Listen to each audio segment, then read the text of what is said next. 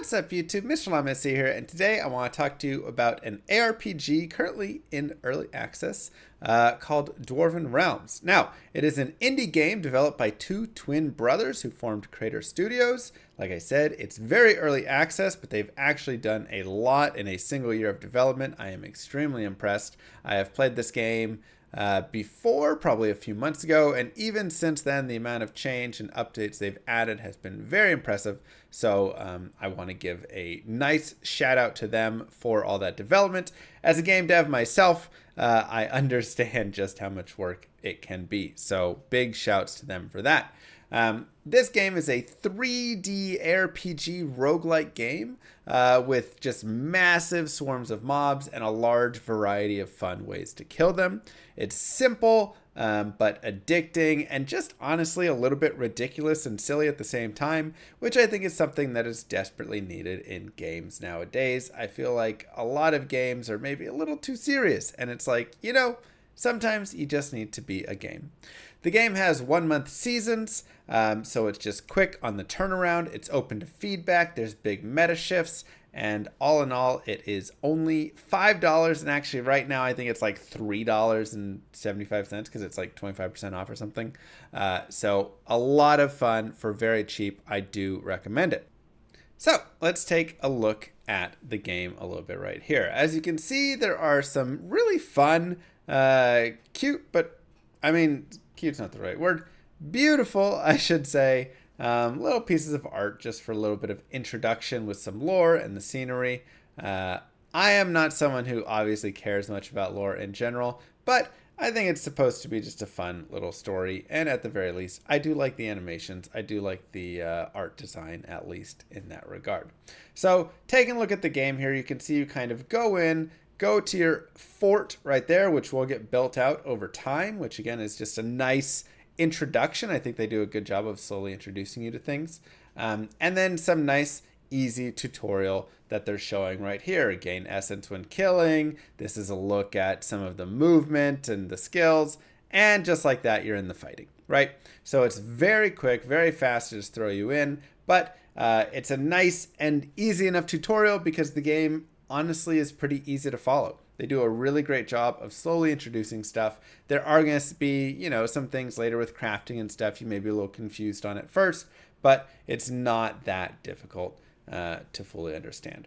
So even all of that you just saw was a big improvement from the last time I played a few months ago, where they didn't really have all these graphics to kind of show you that stuff. So they're constantly improving the game.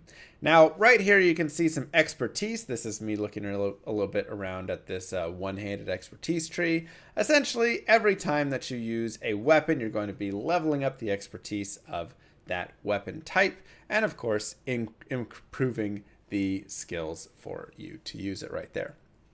So it'll slowly grant extra bonuses for you as you use the weapon more and more, which lets you personalize your build ever so slightly and become a little bit more into a certain type of build. Here's the stats. There's a lot of fun stats. You can see me checking out wisdom. I really like wisdom because it gives you a chance, or it gives you more experience, so it lets you level up a little faster. But of course, in doing so, you're not gaining additional skills, so you have to kind of make that or additional like damage and stuff and survivability. So you have to make that trade-off, which is always something that is a good trade-off to think about. I went way too hard on wisdom the last time I played, and then I was a little bit weak, and it was like, why am I so weak? I was like, oh yeah, I don't have half my stats because they're all in wisdom trying to get experience. So fun to balance there. Here you can see, I believe this was the first boss I fought right here. I'm just using a mace. Pretty nice and simple. He has the explosions, just a little bit back and forth. There we have the red breathing fire dragons. I believe that's coming from the trinket that I'm using. So just, the game is building up slowly. Of course, we get the loot treasure, we pick up some extra things. Oh, there's a nice axe, there's a ring. The items are actually really fun in this game, which is something that I love. This was the second or third boss, I believe, and he started giving me a little bit more trouble as he starts really leaving all these little circles down on the ground here, and I had to be a little bit more careful, and you can see I'm having to use potions. He's also coming in and attacking me. And I believe I wasn't too careful or careful enough in this regard. I got a little overconfident and thought there's no way I could die this early. But I did. I died this early, so that was a little unfortunate. But it is what it is. It is how it goes.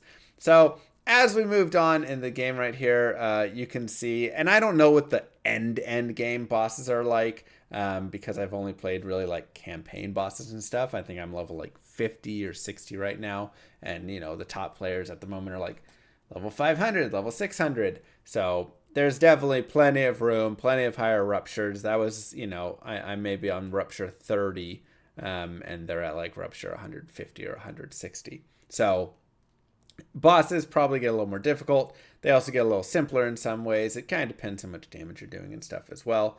But this is kind of the next phase, I would say, a little bit. I think this says that's a level 7 or level 9 rupture right here. And so I've kind of shifted into a little bit different build. I've got these arcane explosions, which are coming down and doing a lot more AoE, which is really nice, but also can make it a little bit more difficult to see, right? I can't always see all the explosions and stuff on the ground, which I do think ended up killing me a little bit later on, which was pretty difficult.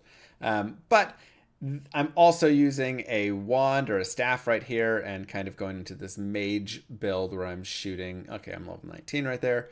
I'm shooting, from afar instead of using the mace and going up close. The bow can also be pretty fun. I have a rare bow there, and sometimes I swapped onto it when I was fighting bosses, which was really nice. So just kind of depends what I was fighting, what I was feeling for how I was going to run around and kill stuff.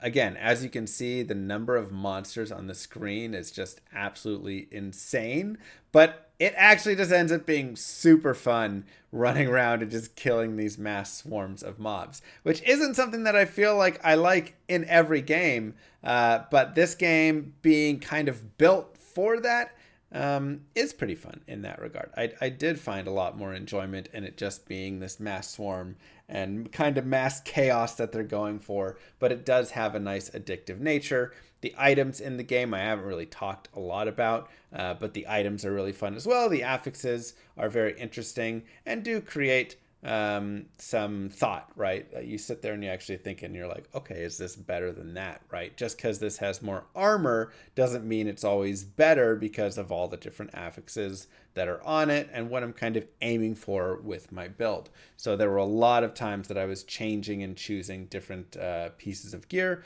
where normally I feel like I would just, put on the biggest number, right, in other games. So I felt like they were doing a decent job for sure, getting the itemization to at least be interesting and something that you were excited for. I think what's also really fun about this game is that it does kind of reward the grind. It is a game for grinding. So if you don't like grinding at all, this is probably not the game for you. But if you enjoy grinding, this is actually a pretty fun one because as you're grinding, you're going to be leveling up your expertise right there. You're going to be leveling up yourself. You're going to be finding more items. You're going to be doing all of these pieces. You're going to be getting these gems that can add small kind of percent. There you go. There's little gems right there. That'll add kind of permanent bonuses to your character. And very, very small, but you'll just be collecting thousands and thousands of those over time. And so just a lot of tiny incremental ways that you can grind and improve.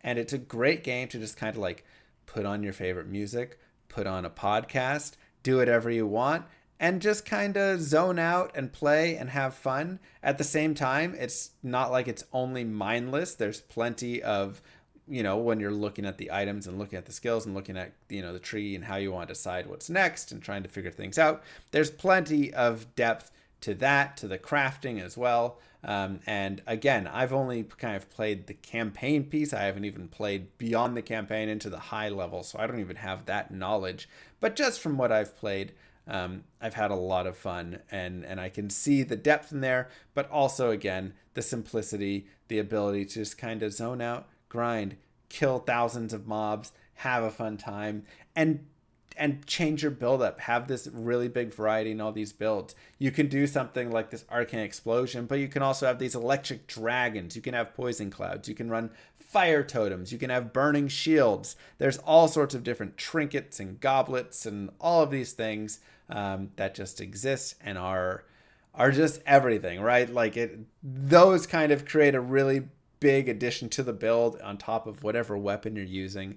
And so it's just a lot of fun. And I've really enjoyed it. And there's not a ton of sponsored games that I go and I play outside of a sponsorship, right? A lot of times I play it for the sponsorship. I enjoy it or I don't. But then I'm done. But this is one that multiple times now I've gone and I've played it on my own when I'm just chilling. I have some downtime on stream, a little bit off stream as well. It's like, I just feel like grinding for an hour or two. And like I said, you just put on something nice to watch or to listen to, and you go and you kill a bunch of mobs and have a great time. So I think this game deserves a look. I think for $5, it's an absolute steal. I will guarantee you will have at least $5 worth of fun with this game. If you don't, well, I guess I won't guarantee it. I believe that you totally will. It is a very fun game. Go pick it up. If not, that's okay too. I do hope you at least enjoyed getting to see it. I think this game will do very well. And I think with the early access, as they continue to put more and more love into the game, continue to adjust and shift and improve in various ways, I think it will become just even better than it already is. And again, I think it's easily worth the $5 value that it's currently at. So definitely recommended. Definitely a big shout out again to the creators. I think they've done a great job with the game, and I hope you guys check it out. That's all I have for today. Don't forget to like and subscribe, YouTube. Peace, everybody.